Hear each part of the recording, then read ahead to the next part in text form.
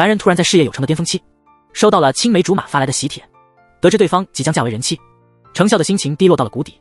他返回老家，想要重温两人一起走过的地方，却意外看到有个女人跟自己的竹马长得一模一样。程笑下意识喊出16的名字，没想到对方也应了一声程笑。原来16在美国事业有成，也即将跟男友举行婚礼。然而就在这个节骨眼上，他却一声不响坐上飞机，偷偷回了韩国。除了16，没人知道原因，只是他没想到自己回国的第一天就会跟程笑相遇。两人一见面就不停拌嘴，因为彼此是妈妈朋友的孩子，所以拥有两小无猜的友谊。但在16准备离开时，恰好看到迎面走来的母亲，另一头还有提着菜的父亲。由于是偷跑回国，16害怕被当街暴揍一顿，便快速躲进了一个纸箱子底下，并让程笑替自己打掩护。程笑虽然极不情愿，但当看到妈妈们靠近，他还是听话的乖乖配合。只是路中间的一个粉红箱子让妈妈们觉得有些奇怪。程笑起初并不想理会，但听到妈妈们准备送去警局，他这才承认箱子是自己的。而这独特的喜好引起了妈妈们的调侃。等危机解除后，程笑便故意压着箱子不让16出来，并让他回答为何会躲着家人。16却不愿回答，他一脚将箱子踹烂，气鼓鼓的还想将程笑撕成两半。其实程笑看出16有心事，不仅突然回国，还躲着父母，但16没有告诉他，还冲进了他的办公室解决个人问题。等16从厕所里出来，又开始参观起了程笑的公司，而越是不让他碰的东西，他越要多摸几下，这让程笑忍不住感叹，他真是个折磨人的妖精。感谢有人愿意拯救你这种比人类更接近禽兽类人员。说着又恭喜他要结婚了。然而16脸上并未有一丝喜悦，而是快速转移注意力，趁其不备跑进了程笑的办公室。不料里面正在施工，16突然被一根电线绊倒，眼见书架就要砸在身上，程笑及时护在了面前，却不小心导致后背受伤。16虽然看起来没心没肺，但他还是关心的查看伤势，却无意间看到一块旧的伤疤。他知道那是小时候自己跟其他小孩打架。程笑本想上前劝架，不料被自己一把甩开，撞上了一旁的铁栅栏。程笑调侃说自己身上的伤都是他闯祸的痕迹。程笑劝说他尽快回家，否则拖得越久麻烦越多。16想想也是这个道理，便朝着家的方向走去。由于两家住在隔壁，因此程笑也跟在了身后。等走到门口时，16害怕母亲下手太重，便打开行李箱，将所有衣服全部穿在身上。这一幕让程笑大开眼界。然而16整装待发后，又开始挽留程笑，今晚务必跟自己待在一起，因为他闯了大祸，不知道该如何面对家人。这次突然回国是因为他解除了婚约。还未等程笑缓过神来，16的母亲突然出现在身后，还听到了刚刚那句话。母亲一时气急败坏，不明白他怎么能在婚礼前1个月做出这种事，正准备动手打死这个不争气的女儿，但程笑妈拉着他，程笑又护在16的身前，再加上当时的情况异常混乱，反正我是数了一下，16妈一共抽了32下，全都打在了程笑的身上，一点都没浪费。此时父亲站出来维护16，说他这么做肯定有什么苦衷，他们应该听听女儿的心声。结果16说自己还辞掉了工作，现在是个无业游民。此话一出，众人瞬间傻眼，父亲更是当场被气到晕。眼见母亲的魔掌又伸了过来，16急中生智，拽住程笑这根救命稻草，拼了命的向前跑。此刻两人仿佛回到了小时候。等到甩掉母亲后，两人疲惫的坐在长椅上，还没等喘口气，16的弟弟就打来电话，告诉程笑让姐姐速速回家。母亲已经冷静下来，没有力气再打他了。结果等16战战兢兢的回到家，就看到母亲手中握着武器，准备和他同归于尽。他立刻把想要逃走的16顶在了屋内，非常卖力地抵住大门。没过一会，屋里就传出母慈女孝的叫声，而听着屋内的吵闹声，程笑突然回想起小时候，他因为在国外出生，回到韩国不会说韩语，因此遭到了许多小伙伴的欺负。就在他委屈不已时，16像个女战士一般，主动将他护在身后。女人即将跟男友举行婚礼，却无意间撞见他在外劈了腿。16承受不住打击，然而他突如其来的决定让母亲感到十分气愤。他不明白女儿为何要放弃高薪工作以及身价千亿的完美女婿，回到这个落魄的小山村里。16不想母亲担心，于是谎称自己在国外待久了觉得无趣，想换一种人生重新开始。眼见女儿心意已决，母亲只能通过打鼓来发泄心中的怒火。而16成为无业游民后，每天最享受的就是能够睡到自然醒。不料连程笑都有点看不惯他，本想劝说他振作起来，可惜16还记着他的仇，刚凑到跟前俯下身子，就被16用手臂来了个绞杀。为昨晚程笑帮着妈妈揍他报仇，或许青梅竹马之间总是吵吵闹闹的。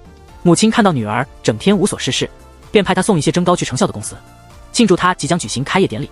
而16一来到公司，就被人追问他跟程笑是什么关系。16向来喜欢显摆，于是讲述他初见到程笑时，就察觉到他是个胆小鬼，加上还不会韩语，便决定帮助这个软弱的孩子。因此16不管在做什么，都会将程笑带在身边。简而言之，程笑是他一手带大的孩子。没想到这些话被程笑听到，他感到十分无语，因为石榴极度扭曲事实。程笑讲述自己第一次遇见石榴，就看到他脏兮兮的像个小花猫，不仅会非常冒失的摸自己的头，还强迫自己扮演各种角色，稍微有一丁点的不配合，石榴都会大发雷霆。而更令程笑感到崩溃的是，石榴不给自己留一点隐私，还喜欢将不爱吃的饭菜夹到自己碗里，就连跟小区的孩子打成一片。也是因为木头人游戏中缺个鬼，程笑越讲越委屈，石榴却拒不承认。他回到家后，发现今天的晚霞格外美，这时一旁的小葱引起了他的注意，脑海中瞬间浮现出了美味的葱饼。石榴已经10多年没有回到韩国，想要迫不及待地品尝一口，于是他开始亲自烹饪。当晚发小3人在顶楼的天台上聚餐，石像的原因以下楼买零食为由，给程笑和石榴创造了2人空间。待原因离开后，程笑问还要硬撑多久，昨天和今天可以蒙混过关，但叔叔阿姨还有原因，肯定会每天都会追问为何回国的。石榴突然坐在程笑的身边，怀疑他是受了自己母亲的指使，随即完成了早上未完成的锁喉。可母亲实在好奇女儿为什么会变成这样，便偷偷给女婿打去了电话，不料一直无人接听。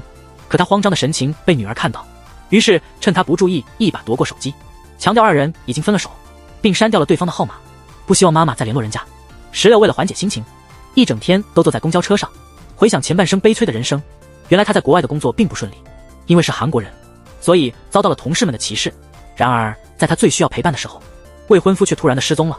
后来在某派对上，石榴意外的发现未婚夫已然有了新欢，最终承受不住工作和感情的双重打击，这才会选择回国重新开始。石榴在外面游荡了一整天，等失魂落魄的回到家时，恰好看到程笑从自己的家里走出来。想到明天他的事务所就要开业了，石榴便提前送出了手中的礼物，并表示明天开业他去不了了，至于原因却没有说。第2天一早，石榴就看到母亲在衣柜里翻东翻西，原来母亲为了不被几个姐妹比下去，准备佩戴女儿送自己的那枚黄金胸针，但她找了一圈都没有找到。随着程笑的事务所开业，几位妈妈盛装出席来到现场，大家纷纷夸赞程笑年纪轻轻就事业有成，这让程笑妈的内心止不住的开心。反倒是石榴妈一脸失落，毕竟她前不久才向好姐妹们吹嘘自己女儿有多厉害，旁边的小眼睛就大声的提醒婚事已经告吹了，看披肩发的样子就知道她是故意的。对面的丸子头立即追问，高级婚礼怎么说吹就吹了？听着姐妹们阴阳怪气的腔调，石榴妈感到颜面尽失。她来到卫生间想要缓解心情，却又听到2人在背后议论自己，明明一无所有还那么高傲，读书的时候就看出来了，成绩和程笑妈一样好，但因家境困难读不了大学，现在想靠着女儿的成功咸鱼翻身。不过现在婚结不成了，人生还不是一样失败，所以说有其母必有其女。躲在隔断里的石榴妈没有出声，瞬间被流言蜚语冲昏了头脑。石榴妈从卫生间出来时，正巧看到女儿的身影，过来给自己送那枚胸针。她正准备让女儿尽快离开，不料几个姐妹突然走了出来。石榴妈为了打肿脸充胖子，又开始了对女儿的各种吹嘘，说她这次辞职回国是因为收到了多家更好公司的招聘，目前正在斟酌。石榴听后虽然浑身不自在，但为了母亲的颜面，她没有当场说破。可回到家后，2人就争吵不休。母亲为了让谎言更加逼真，已经买好了机票准备送她回到美国，还打包好了行李。但石榴死活不走，他崩溃地质问母亲，自己到底是犯了什么滔天大罪，要被他无情地赶出这个家。石榴说完就离家出走，站在门口的程笑连忙追了出去。他知道石榴这些天都在强颜欢笑，因此安慰他想哭就哭。石榴终于忍不住委屈，在程笑面前哭得像个孩子。其实母亲也意识到了刚刚有些过分，她更多的是心疼女儿，努力了10几年才获得的成功，竟然会在一夜之间全都没了。为了弥补自己的过错，母亲在隔天便委托身为建筑师的程笑将女儿的房间精心布置了一番。等石榴一早回到家，看到原本还是杂物间的卧室被布置得如此温馨，他激动地跑下楼，内心别提有多开心。母女也因此重归于好。晚上石榴正准备入睡，突然注意到天花板上的星星会亮，他激动地打电话给程笑，询问这些星星是怎么回事。程笑透露不止星星这一处惊喜，床对面的书桌、手边的台灯全和小时候一模一样。他试着重新拾起石榴难堪的过往，想到这程笑提醒以后拉紧窗帘生活，因为不想一回到家就看到张丑陋素颜的景象。石榴并不知道程笑暗恋了自己整整20年，这次他搬回老宅，不仅想要每天见到石榴，也是想主动一次不留遗憾。而2人之前早就彼此心动过。那天石榴想要触碰屋顶的星星，却不小心跌进了程笑的怀里，2人四目相对之间，能清晰听到彼此的心跳。如果当初能有一个人勇敢一点，或许就不会错过这么多年。10年前青梅竹马的3人一起给10年后的自己写信。程笑在信中写道：10年之后好遥远，那个时候你已经对裴石榴告白了吧。07年程笑一个人参加200米游泳锦标赛，突然听到石榴大喊为自己加油，虽然他觉得有些丢人，但还是备受鼓舞。在石榴的疯狂大叫中，拿到了第1名。一天出门时，石榴直接把礼物放到程笑帽子里。石榴提前祝他在2008年北京奥运夺冠。程笑看着石榴送的毛巾，程笑爱而不舍。过马路时，程笑出了车祸，他再也不能继续做游泳选手了，整天把自己关在房间里。石榴带漫画来陪他，却被程笑推了出去，还把门反锁了。石榴直接找来钥匙打开门进来，程笑把钥匙抢了过来，再次把他赶出去。可石榴并没有放弃，而是找来楼梯想从窗子进去，却被突然冒出程笑吓得往后仰。程笑一把拉住他，石榴直接拿出斧头，警告程笑要是再锁门，他会把门砸坏。现在石榴未婚夫出轨，丢掉了工作，他迷茫极了。大半夜看剧把程笑吵醒，嘴硬的他还说是不是要唱摇篮曲哄程笑睡觉。程笑直接给他剧透了，只留下石榴一个人破口大骂。隔天程笑刚到公司，就看到高中体育馆改造和新校舍建造设计比赛。石榴起床发现家里只有自己，无业游民的他给自己制定了日程表：5点到6点早餐，6点到9点玩游戏，9点到11点半发呆，12点半到15点到看电视，15点到18点午睡，18点到20点去漫画房。睡午觉醒来想约程笑去看漫画，程笑直接拒绝挂了电话。可他最后还是来到漫画房，石榴还想喊他们去玩玩桌游，两人直接拒绝了他。隔天石榴来到爸妈店里，意外遇到高中班主任，帮班主任送餐到学校撞见程笑。石榴因在大公司工作，班主任让他跟同学们聊聊。程笑等到石榴下课，带他来挖曾经埋下的时空瓶。石榴不耐烦离开。隔天职业猎人找到石榴，程笑路过正好看到石榴，一直等到石榴走出咖啡厅。真不知道石榴去国外这些年，程笑究竟是怎么度过的。现在的他明明1分钟也离不开石榴，成了石榴的跟屁虫。得知有职业猎人给他推荐了工作，好奇石榴想再次做那份工作吗？石榴觉得工作只是工作，哪有什么想不想做。程笑只是想帮他实现梦想，对他而言，温暖只是暂时的，大部分都处在寒冷的冬天。程笑告诉沮丧的石榴，自己也有过那样的冬天，以为石榴还记得。石榴想起想要喊醒程笑，最后还是没喊他。隔天晚上来找时空瓶，被班主任撞到。来到体育馆，发现程笑已经找到了，手里还拿着自己10年前写的信，甚至还当面念了起来，气愤的想要抢回来。为了不让他抢到，程笑直接跳到了泳池里，因为石榴不会游泳，才故意跳下去的。现在石榴毫不犹豫跳到泳池里，瞬间沉了下去。程笑急忙上前抱起他，教他怎么让自己平静下来。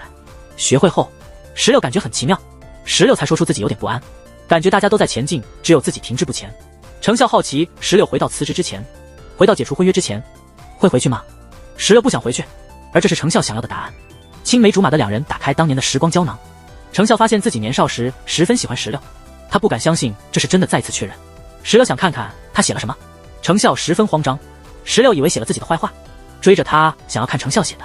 程笑二话不说，疯狂地跑回了家。回到房间，看到上面确实写着10年后应该向石榴告白了。曾经石榴放弃考试来为他应援，放弃了他能换新手机的机会。程笑没什么能给石榴，把刚拿的奖牌送给了石榴，让他拿去换糖吃。石榴以为要让自己吃瘪，程笑把自己的包也挂到了石榴身上。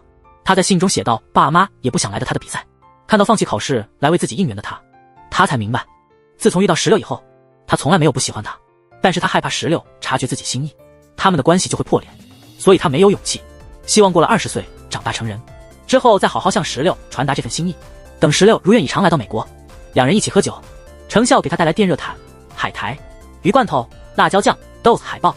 可现在石榴成了贾斯汀粉丝，程笑最后还把石榴没看完的漫画全部带了过来。石榴激动抱住程笑，忽然发现不对劲，看着石榴，程笑早已心跳加速，可石榴醉倒在自己怀里。看到信的程笑以为自己当时一定疯了，程笑安慰自己那些感情已经超过了期限，现在什么感觉也没有。石榴在信里没发现自己的梦想。隔天出门，石榴狠狠撞向程笑，询问后才得知石榴要去图书馆。看到程笑离开，石榴追上程笑，告诉他自己决定开始寻找梦想。石榴一直跟到了公司，就在这时得知石榴之前公司准备在首尔盖大楼，联系了他们。程笑下意识看了一眼石榴，看着邮件，代表好奇是不是要找个翻译。后面的石榴告诉他们公司有全球性的标准，代表想到石榴在那个公司待过，提议让石榴加入他们。在代表拜托下，石榴同意了他。晚上两人回家遇到闺蜜两人，回家的时候石榴提出他们之前埋的时空胶囊，没想到闺蜜当晚就挖出来全看了。她还记得石榴的内容，而程笑的确说的模模糊糊的。石榴再次想知道程笑写了什么，程笑借口接电话逃离。隔天跟石榴之前公司通过了视频会议，两人离开接电话，石榴正要关闭视频，发现公司早已内定合作单位。当石榴得知公司已经内定合作单位，想找认真工作的程笑去吃饭，程笑让他先去，石榴让他别做了，听到石榴听到对方已经内定了，还没告诉代表，程笑让石榴别告诉他，石榴让他随便做个交了就行。可程笑并不打算那么做，尽管知道已经内定，他依然打算认真对待。石榴狠狠骂了他一顿离开。等到了投标这天，石榴还是打算跟他们一起来。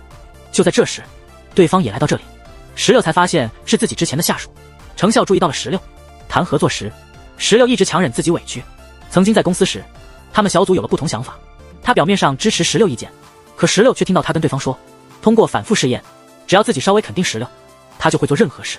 其实他们是想让石榴撞到天花板，甚至还把他3年前停职的事说了出来。他看到石榴听到了，没有丝毫悔改之意。想到这些，石榴想要喝点水，手却突然控制不住，站也站不稳。会议只能先暂停一下。石榴一个人到洗手间哭完。面对这个形式上的会议，他很不耐烦，但另一个同事很喜欢他们的提案。他突然接到总公司电话离开，石榴出来看到他，本想躲开他，可他却拦住石榴，好奇他们知不知道3年前的事。石榴让他最好别提起那件事，也说出自己知道这次合作早已内定，但他会假装不知情。他再次想要操纵石榴。程笑突然冲出来，一把将他按在墙上。他还在不停惹怒程笑。程笑准备动手时，石榴急忙拦住他。他还不服，石榴随即向代表辞职，跟公司划清界限。他还在不停挑衅石榴，石榴猛地给了他一拳，又补了一脚，还想要拿起高跟鞋打下去，还是忍了下来，表示他知道自己有多顽固。要是敢动程笑公司的人看看，他就会把对方欺压承包商、剽窃产品、带忽职守、操控他人情绪的证据送到总部。说完，一个人离开了现场。程笑担心追了出来，听到石榴想一个人静静，直默默跟在石榴身后，等石榴走累了，他拿来拖鞋让石榴换上，石榴才告诉他自己遭到了排挤，认为都是自己的错。程笑认为这就是职场霸凌，受害人却在自责，太不像话了。看着石榴没反应，他带着石榴来到同心锁这里，在锁上写下对他的诅咒。虽然觉得幼稚，但石榴心情好多了。刚诅咒完，就听说坏同事被辞退了，而且他们还拿到了石榴前公司旗舰店的设计。青梅竹马的2人合作拿下了公司项目。石榴激动上前抱住程笑，就像曾经程笑把石榴喜欢的漫画带到美国。石榴激动抱住他，石榴痴痴地看着程笑。慢慢靠近时，程笑紧张到无法呼吸，石榴却醉倒在他怀里。程笑整个人都红透了。而现在石榴又抱住了自己，程笑发现还是会对他动心。